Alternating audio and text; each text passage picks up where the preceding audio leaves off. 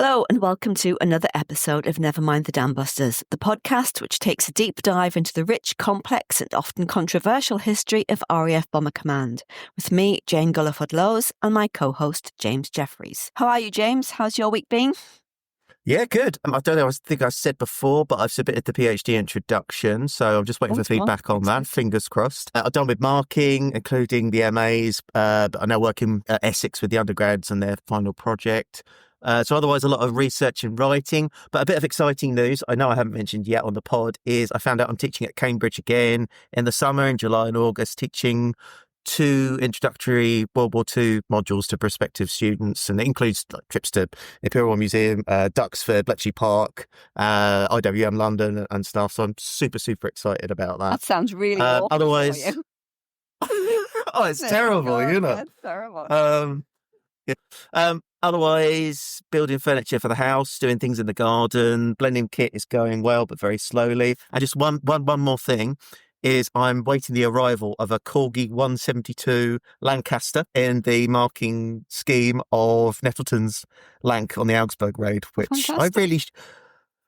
I couldn't really afford it, but I couldn't say no either. So, yeah, I'm eating like out a of man tins with of baked beans for priorities. 4 weeks. Yeah. I don't have got the space for it either, but you see it and priorities. But yeah. How are you though, Jane?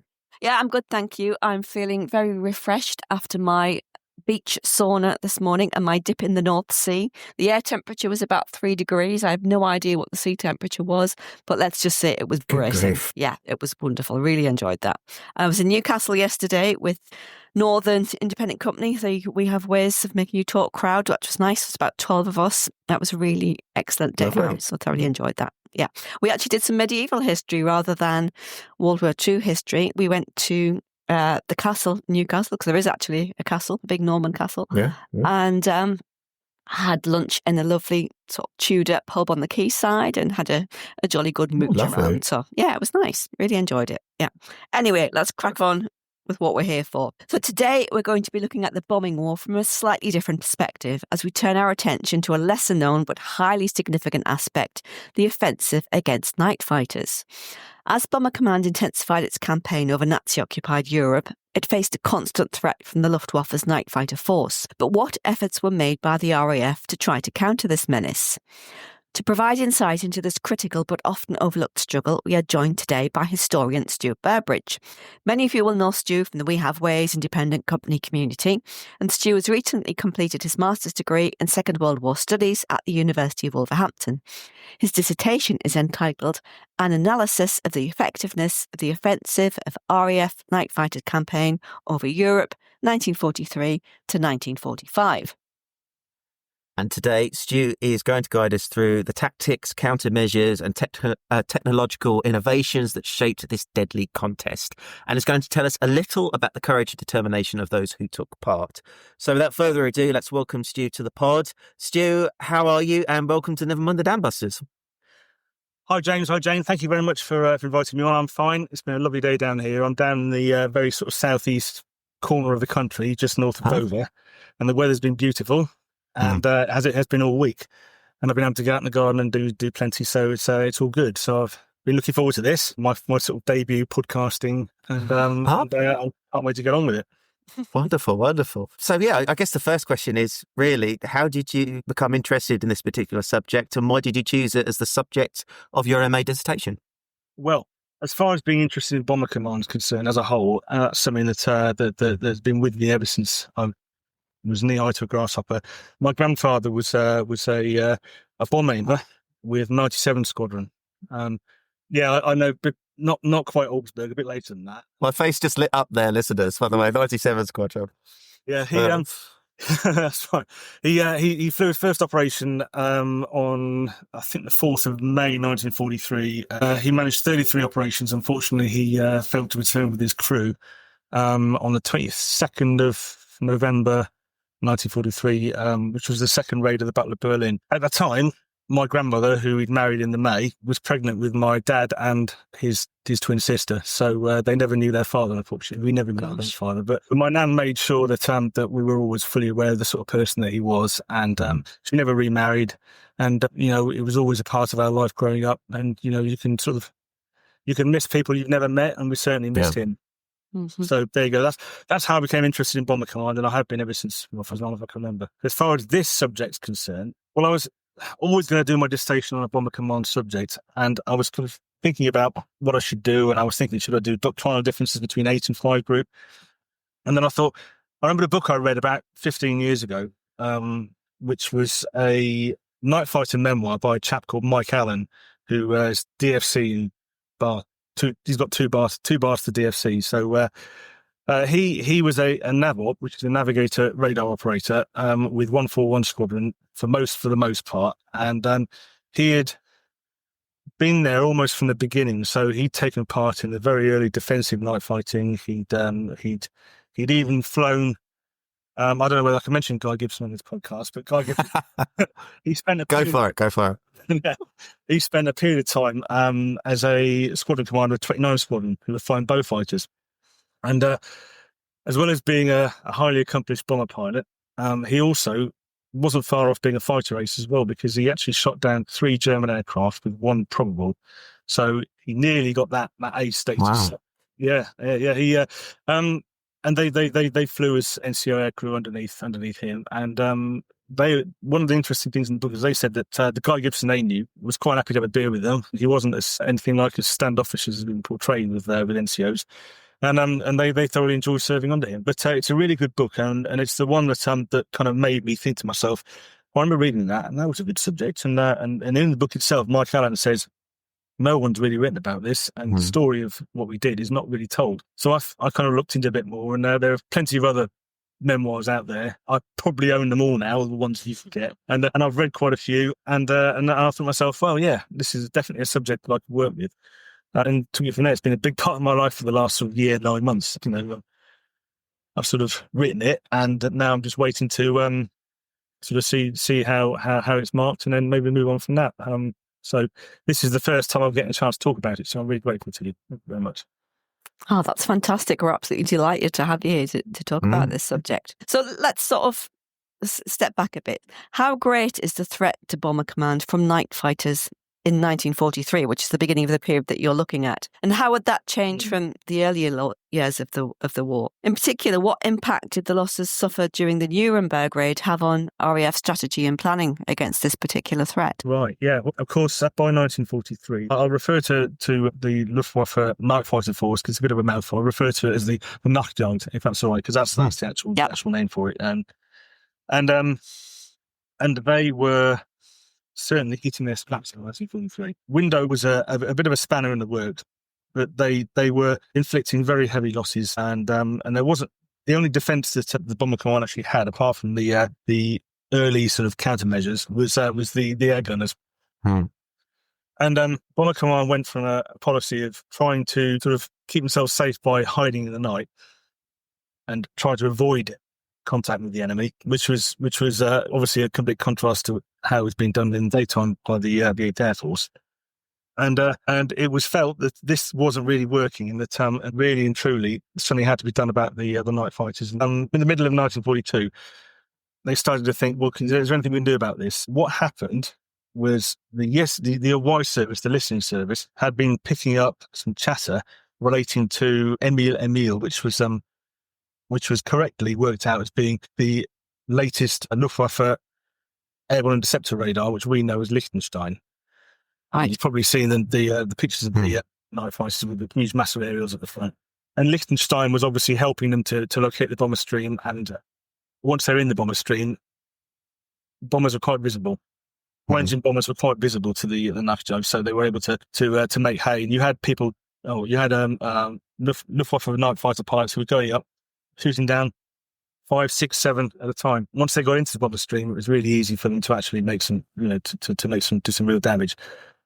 So Liechtenstein had been identified as being a problem, and what happened, and this actually is quite staggering, really. And I sort of started my dissertation with this story. There was a flight of Wellingtons based up at Gramsden Lodge in Cambridgeshire, 474 special duties flight, and it was decided that what they should do is fly over Germany in the vicinity of a bombing raid and try and get themselves attacked by a night fighter. So on the 19th time this particular Canadian crew went up, they flew to the Frankfurt area, which was where earlier that night 112 bombers had gone to Frankfurt to raid that city. And they anticipated that night fighters would be used against them. So they went up to there and just basically patrolled around. They had some special equipment on board that was able to pick up the frequencies. It was a Canadian crew of 5 with one RAF special operator called Pilot Officer Jordan. But the aircraft was piloted, skippered by a chap called Edwin Porter. And at about 4:30 in the morning, Jordan picks up this noise in his headphones, and he said, "I think we've been sort of honed in on. I think we've been noticed by the night guard. We're going to get attacked." And the noise got louder and louder and louder, and he kept telling them, "We're going to be attacked any minute now." If you can imagine what it must have been like on board that aircraft, that you were about to be attacked by a night fighter, and you know how many aircraft survived being attacked by a night fighter, and it wasn't very many. What they planned to do is they got some prearranged codes. So once the frequency had been identified, it was basically a question of sending a very short message back to the UK, and then every man for himself. A Ju-88 homed in on them. They saw it. It attacked them 3 or 4 times, wounded 4 of the 6 crewmen on board. The information was sent back to the United Kingdom, and eventually, amazingly, the pilot wasn't wounded, and he was able to corkscrew his way out of trouble. And they did lose it, but they were very badly damaged, and they kind of made their way back to the British coast. But their aircraft was absolutely riddled, and they couldn't have landed it because it would just have collapsed. It would have fallen apart. So they decided what they were going to do is they were going to ditch it in the sea. Oh. One of the crews was too badly wounded to get out of the aircraft in a hurry. So he got his parachute on and jumped out of a ramsgate. And they put the aircraft down. About when I'm sat here, I look out my window to the left, and it's probably about half a mile from where I was sat was where the aircraft actually was. Wow. Gosh. And it was picked up by a local fisherman from the village that I live in. And they all survived. They were all taken to hospital and deal. They were all sort of brought back to health. And they're all decorated, and they were sent a personal letter of congratulation by Charles Portal. Wow. Thanks for what they'd done.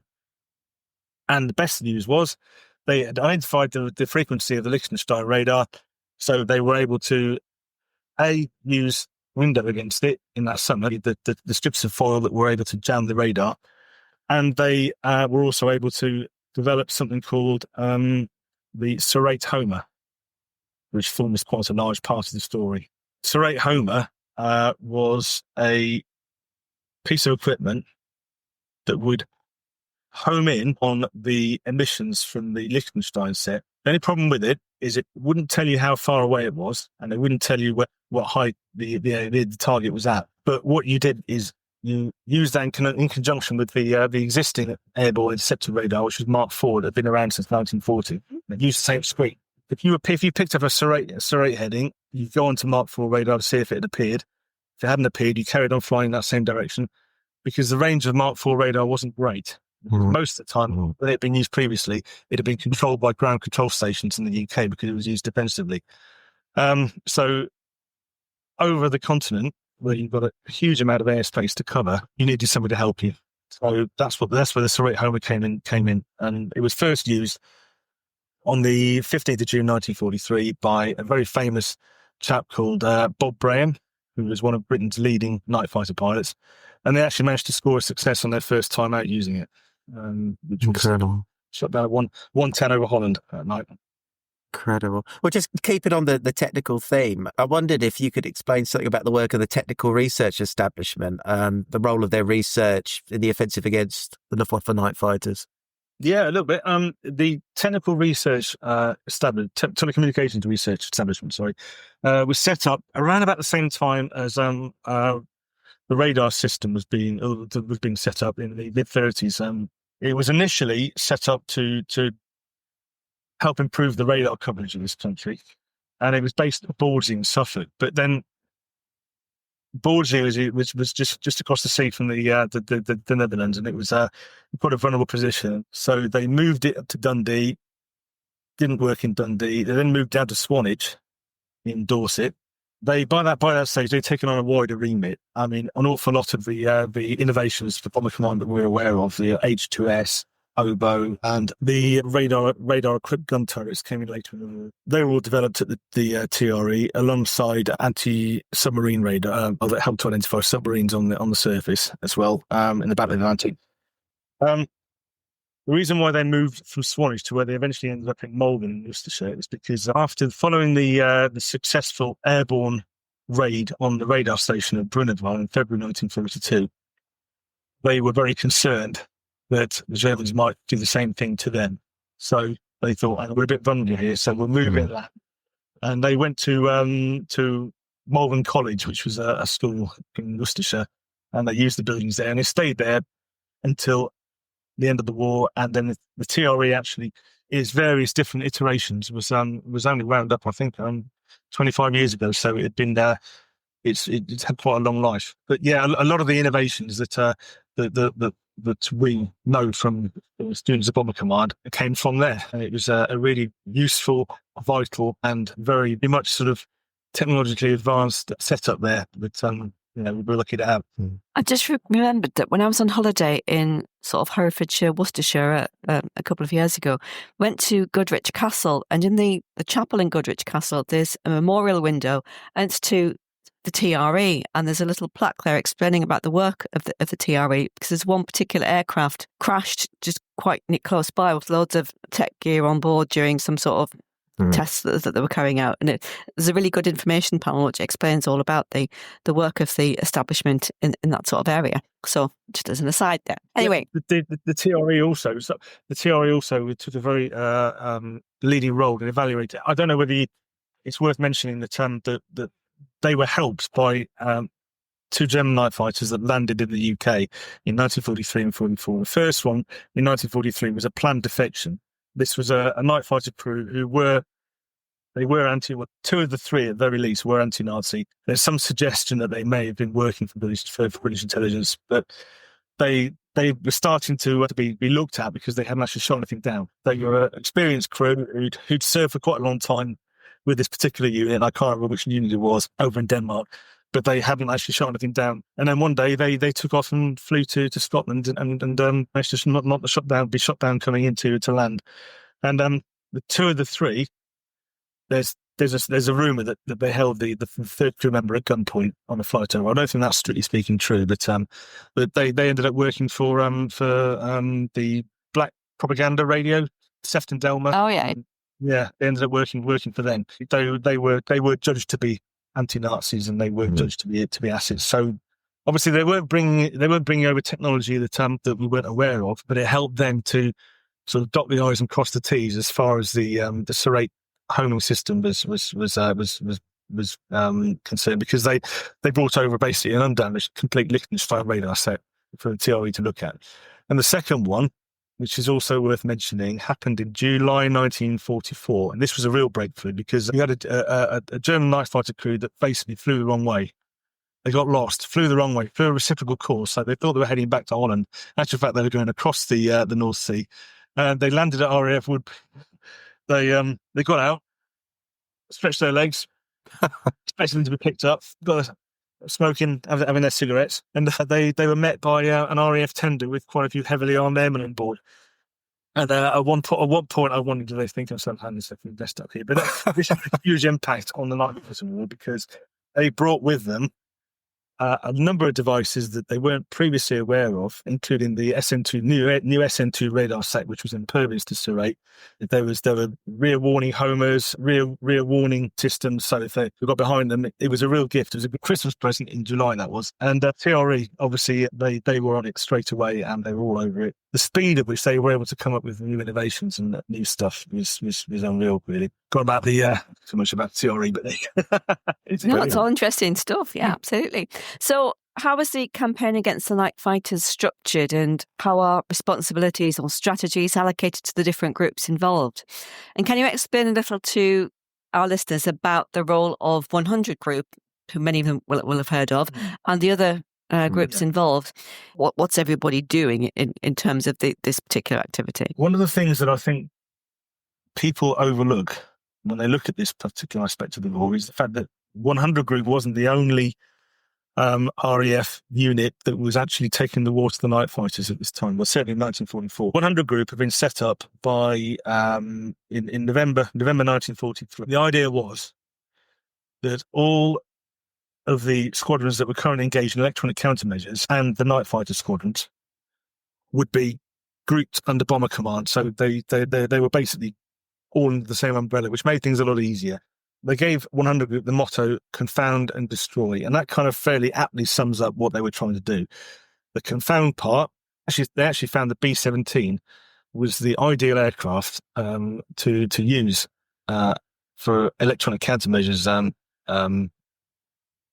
activities, because it had an internal bomb bay, which was just the right size for all the kit that they needed to put on board. Whereas, as you know, the Lancaster and the Halifax had external bomb bays, so you couldn't get to them from inside. And they used B-17s, Halifaxes, Lancasters, Stirlings, B-24s. Again, same reason. What they do is they'd fly high above the bomber stream and attempt to jam the radar, attempt to provide screens, Mandel screens, to confuse the night fighter defences. So you had that part of it, and then you had the destroy part of it, which is obviously what I've been looking at.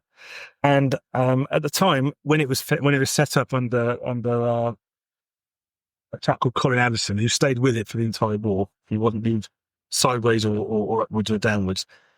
And to begin with, there were 3 night fighter squadrons, 2 Serrate squadrons, which would be 141 and 239, and you had 1 non-radar equipped specialist intruder squadron, and these would go out to the airfields, wait for the aircraft to take off and land using their landing lights, and they would jump all over them, and they were quite effective. You had the Serrate equipped radar squadron, the Serrate equipped squadrons, and you had the low-level intruder squadrons, and they were charged with going out and hunting down the night fighters over Germany. There was a problem with this, in that up to this point, when 100 Group was formed, the Battle of Berlin had just started, or was just about to start, which meant that the aircraft were operating over Eastern Germany, and the night fighters were operating over Eastern Germany. The Beaufighters, sadly, didn't have the range or the speed to deal with that, so they had to transfer. Well, they had to transfer to Mosquitoes, which did. The problem is that Fighter Command were only happy to let 100 Group have their rejects, effectively. So they had these old airplanes that they weren't really interested in using anymore. They were getting all the latest stuff, and so they gave all these old Mosquito Mark IIs over to 100 Group, and 100 Group took one look at it and thought, well, that's not going to go us to Berlin and back. And the engines, particularly, were in a terrible state. So they started upgrading the engines, but they were still using them. But the problem they had is that the Mosquito is very, very poor at flying with one engine. It's it's not got many flaws as an aircraft, but that is one of them. Flying on one engine is not something the Mosquito was really very good at. And you had an awful lot of established aces flying, or established night fighter pilots, crews who were flying over to Germany. And then on the way back, they were losing an engine and going to the North Sea. And a lot of crews were lost that way. They weren't lost to enemy action. The enemy were never really very good at shooting down RAF night fighters, but they were being lost to poor airframes, to poor engines, and to just general lack of maintenance. That coincided with a real slump in morale at the time. And in kind of January, February, March time, 100 Group aircraft were overhauled, which meant that there weren't that many available from the 3 squadrons to actually fly over and do their job. This is where Nuremberg fits into the picture. Nuremberg, I'm sure everybody knows who listens to this podcast, was a disaster for Bomber Command. 97 aircraft were lost on one single operation against Nuremberg on the 30th, 31st of March, 1934. I've actually seen a picture, a photograph taken from the cockpit of an M10 night fighter, and you can see the aircraft, and you can just see the Lancasters and the Halifaxes. You can see them outlined in the sky. They had a great time shooting them down. There was an unimaginative route planned, including a very long leg that took the aircraft in a straight line across most of Germany. And unusually, the bombers gave off contrails that were visible in the moonlight. So they were. It was like shooting down bombers in daytime, really. And that particular night, it's estimated that almost 250 Luftwaffe night fighters flew against the bomber stream. and there were 17 sorties flown by one of the group. The Nukjug lost 5 aircraft that night, 4 to defensive return fire, and 1 to a 239 Squadron Mosquito shot with a JU-88 down. So 97.5 is not a very good ratio, as far as, and certainly 97.1 if you take the air gunners out of the equation. Not a very good ratio at all. And it took about a week for this shock to sink in. When I was doing my research for my dissertation, I went to the National Archives and I dug out some files. And there's this one particular file which is full of correspondence between Harris, between the Chief of the Air Staff, between Archibald Sinclair, politicians. And it kind of starts on April the 7th. That's when Harris sits down at his desk and writes a letter. And in this letter, he says a number of things. He comes as close as he's ever come, I imagine, to actually saying that Bomber Command were in trouble. But if things don't improve, we're not going to be able to do this anymore. He didn't say that. That's what you get from reading between the lines. He also came as close as I think he'd ever admit to saying the Battle of Berlin's been a failure. I know that this is something that he would never admit in public, but in this letter, if you read it, you can see that he's saying that, it's not gone well for us. We shouldn't have done this. He says also that the Americans have managed to sort out, or are sorting out, their bomber protection at the moment. He says they're inflicting huge losses, and we're doing nothing, and history is going to judge us very poorly if we continue doing this. He said, bomber defensive armour is not good enough. He said 303s need to be 30 cals or 50 cals, very minimum. But really and truly, what I really want is more night fighters going over Germany to seek out the enemy and to destroy them. And that letter kind of started it all off, because there was a whole series of meetings and memos, and one particular meeting, they effectively discussed this and said, well, we have centimetric radar that we only allow to be used over the United Kingdom, because we're worried that if it falls into enemy hands, obviously, then they'll use it against us. And the 2 radar systems I'm talking about are Mark 8 radar and Mark 10 radar. Mark 10 was an American iteration, known to them as SCR 720. Mark 8 it's if you see the mosquitoes, they've got the bull noses, so they don't look the noses don't look particularly attractive. They've got a big fat nose at the end, and they don't look very clean compared to the normal box that they're used to for that aircraft. But that's because it's got a revolving scanner inside going around and around. You need to have plenty of lymph node. They took the decision that even though it's a risk, even though we don't necessarily want the Germans to get hold of our radar system, we can't go on like this. And it was particularly with Overlord on the horizon. We need to be able to protect our aircraft, and we can't do that with Mark 4 AI, which has a range of a couple of miles. Serrate not going to be working anymore, because obviously they're now banking on it. Serrate was designed to home in on Liechtenstein radar signals, but now the Germans have started using a different airborne receptors radar system. Wasn't picking up on that, so Serrate kills were dropping off hugely, and they didn't really sort of have an answer to it. So they decided that yes, they would release AI Mark 8 and AI Mark 10 over the continent, and this is when things really started to pick up. This is when the offensive hit its straps, when I argue that December 1944 was the date that the Nacht-Jones was. And from June 1944 up into December 1944, it was kind of steady progress towards that. And it was down to the fact that they were using a superior radar system that was allowing them to get close to them, their targets, and shoot them down. And this was something the Germans didn't know how to deal with. Just on the subject of the offensive, you talk about the 7 phases of the RAF offensive against the night fighters. Can you just expand on that a little bit more? Yeah, of course. These 7 phases were, they were Mike Allen's. They were his invention, not particularly mine, but I agree with them. I'll go through them all. This is effectively how the night fighter war panned out for the RAF. He saw these 7 phases commencing from October 1942, and he had the first one being October 42 to April 43, where they decided that they were going to do something about this, and they obviously had the information from the very brave Canadian crew who set themselves up on a platter for the night fighters, and were able to get the information back to the UK, and obviously the developments that came from that.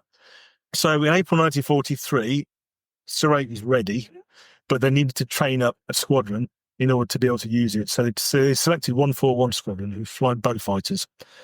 And they trained them up, and on the 15th of June, the very first day that they were unleashed on the continent, they were able to score a victory. The first time that the German night fighter was shot down by anything other than return fire from a bomber. So June 43 to September 43, they carried on scoring victories. Another thing I would say about Serrate is it was a very, very difficult system to master. Out of the 3 kills that were credited to a Serrate contact followed by a radar chase between June and the formation of 100 group, 9 were scored by Bob Brayan, 5 were scored by 2 other crews. So out of the 23 kills, 19 were scored by 3 crews, and 4 by the rest of the squadron. So it worked. The system worked, and it was very difficult to master, and only the very best crews were able to do so. It wasn't necessarily the pilots so much as the radar operators. Only the very best radar operators were able to vector their pilots onto the target. So that takes us up to September 1943. And from then on, you're looking at the formation of a 100 group in November 1943, and the problems that we've already spoken about the poor airframes and the unreliable engines, and the losses of aircrew. This started to pick up in the spring when they started to upgrade the engines, and they started to bring in better airframes, and things started to improve. You had fewer losses to technical problems, and obviously at that point you had Bomber Command switching its focus from Germany to preparing the ground for overloading for the invasion of Northwest Europe. I mean, that didn't necessarily mean that these were easy targets. Obviously the focus shifted to Northwest Europe, and that gave 100 group the chance to sort of roam a bit further into France. They did quite well. They picked up some decent targets, some decent kills, and after D-Day they were joined by 85 group, who play a significant part in this. I haven't mentioned them yet, but 85 group were a sub group of 2nd Tactical Air Force. In November of 1943, Fighter Command was divided in preparation for the invasion of Europe. You had 2nd Tactical Air Force, which was earmarked to operate from the continent, and it was earmarked to cover the battlefield, to provide ground support. 2 Group Bomber Command was brought into 2nd Tactical Air Force, and one of the subgroups of 2 TAF was 85 Group, and their responsibility was to enlarge the air component presence in the bridgehead. So they were designed, they were charged with building airfields, maintaining them, and protecting them. And they also had a rolling remit to range 35 miles beyond the front line. At least the night fighter component did, because obviously one of the things that people don't know about not many people know about Normandy is that the Luftwaffe were quite active against the beachhead bombardments. So 85 Group were in a defensive role, taking off, shooting down German bombers, and obviously returning back to their airfields in France. But with the breakout from Normandy, and the fact that there was a rapid advance in August, right up to the borders of Germany, that brought them kind of within range of Bomber Command's operations. If they were going 35 miles behind the front line, then they were meeting German night fighters who were after Bomber Command's aircraft. So they began to take part in the offensive night fighter campaign alongside 100 Group. So that's kind of June 1944 to December 1944, which is the 6th phase that Mike identified, and that's when 85 Group start to join the party. So you've got centimetric radar, you've got good weather, which is also important, and you've got bomber losses were falling hugely. In October 1944, going from a sort of start of the year, you had losses 5%, 6% sometimes. My year was exceptional because it was at 11.4%, but you had huge losses. And by the time October came along, losses were under 1%. And they stayed that way. They didn't rise above 1% for the rest of the war. The night fighters weren't the only reason for that, but they were a huge part of it. And then December 44 to May 45, the last phase, the last of these 7 phases, this was a bit of an anticlimax, really, because weather was appalling. The Germans had decided that they weren't going to send up their newbies to be slaughtered by mosquitoes. So the only aircraft that took off to take on the bombers were the expert and the aces, the ones who knew what they were doing, the ones who trusted in their own abilities, A, avoid the night fighters, and B, shoot down large numbers of bombers. One of these guys was a chap called Heinz Wolfgang Schnaufer, who actually claimed 7 aircraft in one particular operation in February 1945. So they never went away; they were always there. But it's just that they weren't allowing their sort of less experienced crews to go up on a regular basis. So there was less opposition, which obviously meant fewer night fighters claimed. Yeah. Now, I'm always really interested in the statistical analysis of campaigns because I'm a massive nerd, obviously. But how is success actually measured here, and what do the statistics tell us? I know when I was reading your dissertation, you mentioned that some of the records were actually missing. So how did you overcome that hurdle in your research? Again, these are from the National Archives.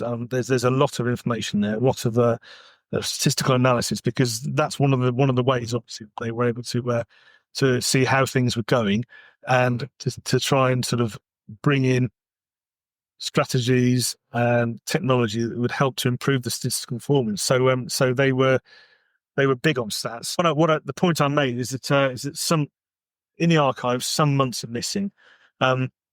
Returning to Second Tactical Air Force, they only had records from October 1944 onwards, which actually isn't a problem, because, as I explained just now, before that, they were covering the battlefield, and they weren't really having a great deal of interaction with the night fighters who were taking on the Bomber Command's aircraft. And it was only in October when they actually started to play a more proactive role in terms of engaging night fighters who were trying to attack the bomber string. So that wasn't a problem. December was missing as well. And one of the ways in which I was able to sort of dig into this a bit is I have a series of books that were compiled by a chap called Theo Boyton, who's a Dutch historian whose speciality is the Nachtjagd. I'm sure you're aware of Theo Boyton. He's very prolific, and he's managed to publish the entire Nachtjagd combat archive from the entire start of the war to the very end. And if you kind of cross-reference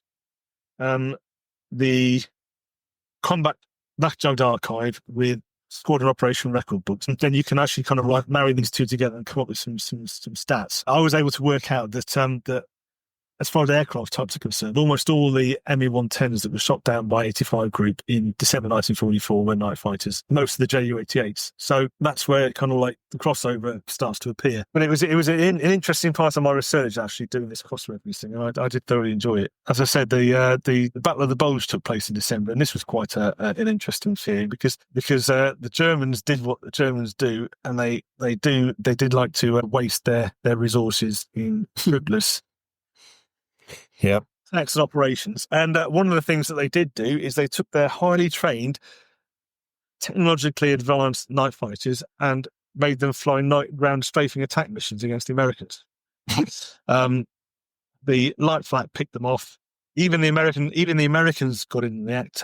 They had a small number of P-61 Black Widows over the Ardennes, and they were able to shoot down a few of them as well. And obviously 85 Group got in on the act as well, and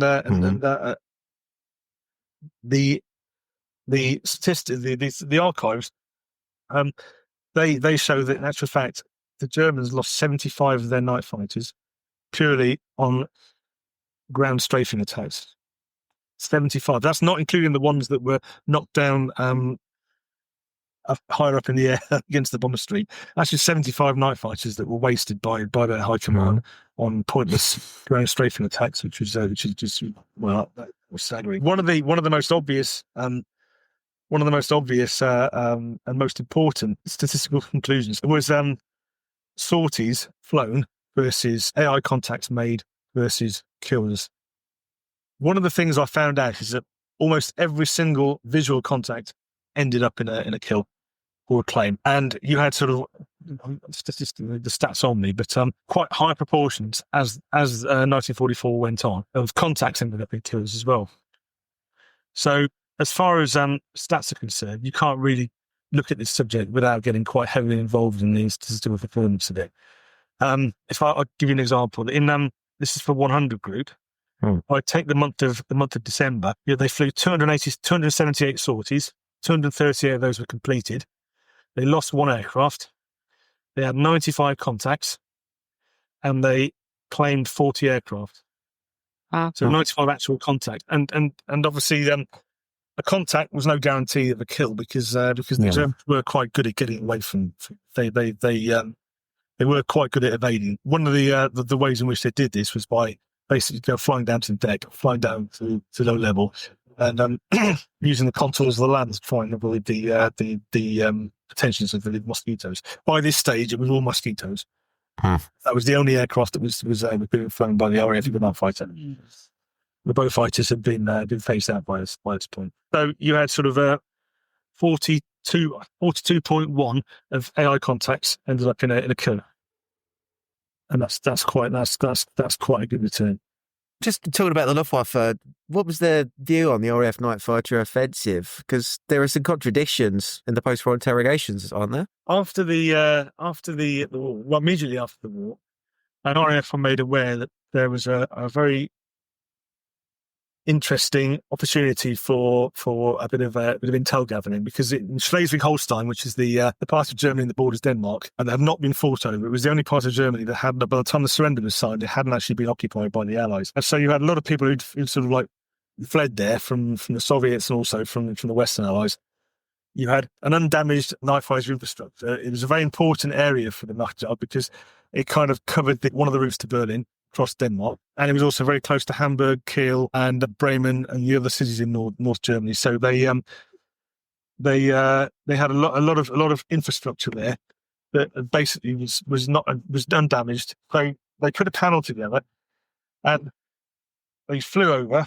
You had 4 officers from 85 group, 4 from Fighter Command, and 4 from 100 group, and they went over and they sat down and talk to all of the Luftwaffe personnel who were there. And one of the things they found is that depending on who you spoke to, you got a different view of how the night fighter war had gone.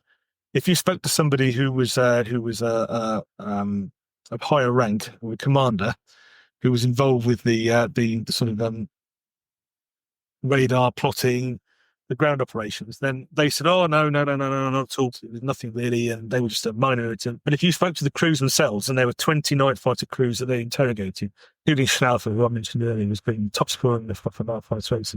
They flew all types. They flew 262s, they flew Ju-88s, Me-110s, Dornier Do-17, 217s, and they said, "You guys were good. You guys were good."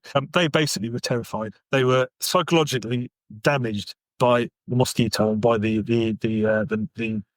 RAF long-range night fighting. I identified 5 ways in which this sort of this fear of the psychological fear of the mosquito sort of manifested themselves. And the first one was basically that they had this widespread belief that the mosquitoes were available to attack them from the second they took off to when they assembled at the fighter beacons to when they then left the fighter beacons and went off to find the bomber stream. At the edge of the bomber stream and on their way home, and finally as they were trying to land. And obviously, that wasn't necessarily accurate. The RAF were not ubiquitous. They couldn't be everywhere. But it didn't really matter because that's what they believed. Yeah. As a result, you kind of influenced the way that the Luftwaffe's night fighters then behaved. Basically refused to use their IFF, their identification friend or foe apparatus that identified them to the flak gunners. So as a result, you had quite a few night fighters who were shot down by their own flak. Pilot who was mentioned in the context of this interrogation. He had a friend who had been shot down by flak 3 times, but still refused to put his IFF on because he figured it was safer to run that gauntlet than to put on something that was going to be homed in on by the RAF. So they kind of the night fighter parts started disobeying what they were supposed to be doing. They were meant to assemble at night fighter beacons at certain heights, so they could be vectored onto the bomber stream once the plotting officers worked out where the bombers were going to be and where they were heading. But they the pilots themselves refused to fly at 10,000 feet at the fighter beacons because they said, well, they're waiting for us. So they instead flew at 150 feet. So they'd be orbiting at low level, very low level, because they didn't think the RAF would get them there. And that had two particularly advantageous knock-on effects for the Allies. First was that they very often flew into the ground, hit churches, church steeples, hit electricity pylons. There were a lot of crashes caused by circling the beacons at that low level. And the second, and probably the best reason for Bomber Command, was that by the time that the ground controllers had actually identified where they were going to be going, it took them that much longer to get there because they were at such a low level. But by the time they got there, they often found empty sky. Because by the time they got there, the bombers had hit their target on their way home, so they didn't actually manage to hit the street. So again, this is another factor that goes towards the lower losses that Bomber Command was suffering at that time. Another way this manifested itself was the fact that they really started to think to themselves, well, the British have got the best kit, their radar's brilliant, ours is terrible. Our aircraft are terrible. Theirs are fantastic, and that had a corresponding effect on morale. And they really did think that they were flying second-rate aircraft against first-rate aircraft, and there was nothing they could do. It didn't matter; they were going to get picked off. I mean, I can't really emphasise just quite how much the mosquito got into their heads. It meant also that they were taking evasive action from the moment they took off to the moment that they landed, which meant that they were less efficient. They couldn't maintain contacts. And yet the funny thing is, if you were to read the very few British histories of the Night Fighter campaign, and in particular, I know you did an episode not so long ago on the Noble Frank and the Charles Coaster official histories. Well, they are scathing of the Night Fighter, the 100 group in particular, the Night Fighter offensive. And there's a couple of quotes which I might read out actually because because they don't it doesn't correspond at all with what I've just been talking about with the Luftwaffe. They said their efforts undoubtedly, this is 100 group, their efforts undoubtedly caused some disturbance to the German night fighter force and perhaps to some extent deterred the German crews from using their own radar equipment, which was liable to reveal their position to the 100 group squadrons. But the total claims of all the 100 group fighter squadrons over the whole period between December 1943 and April 1945 amounted only to the destruction of 257 enemy aircraft, and the destruction of further 12. That's only. And only the ones that have been claimed. These weren't the ones that had flown to the ground or the ones who had been shot down by their own flak. And that was a direct result of what 100 Group, 85 Group and Fighter Command were doing. Nor did the increasing introduction of the Mark 10 AI make any substantial difference. No effective means was ever found of engaging the German night fighter force in effective combat. I think that's absolute nonsense. I think they've got that completely wrong. I mean, obviously, they were writing a history of the Bomber Command campaign, not the night fighter campaign. So they weren't looking very closely at it. And and they obviously saw the stats and thought 257 for 2 years, that's not a lot. But they didn't look behind that. They didn't look at the impact that they were having, and then look at the stories, and they came to their conclusions without looking at the bigger picture. And that's one of the things I completely disagree with. Wow, it's incredible. We are though running out of time. I have to ask very quickly: any plans for a book? Absolutely, yes. I've already started. I've already written the prologue, because I thought if I wrote the prologue, then at least I can say I'm doing it. Wonderful. Yeah, well done, you. That's great. Can't wait. Thank you very much. I'm looking forward to it. And obviously, it won't just cover 100 Group; it'll cover all of you, every aspect, and give the Tactical Air Force and Fighter Command some credit, which they don't seem to have. But as I say, that is sadly the end. We have to wrap things up. All we have time for. Thank you so much, Stu, for sharing your research with us. It's been absolutely fascinating. To our listeners, if you're enjoying the show, we'd love for you to leave us a review or a star rating on your favourite podcast platform. It's a huge help in connecting us with other like-minded history enthusiasts. If you want early access to episodes, live streams and exclusive Q&A sessions, you can support the show for £2.40 or $3 a month. Simply follow the link in the show notes or visit nevermindthedambusters.buzzsprout.com. Join the conversation in our Facebook discussion group too, and follow us on social media. If you'd like to reach out, just tap the send us a message option at the top of the show notes. Thanks so much, Stu. That was absolutely brilliant. I've learnt so much from listening to you talk about that. Absolutely fantastic. So thank you for listening, everybody.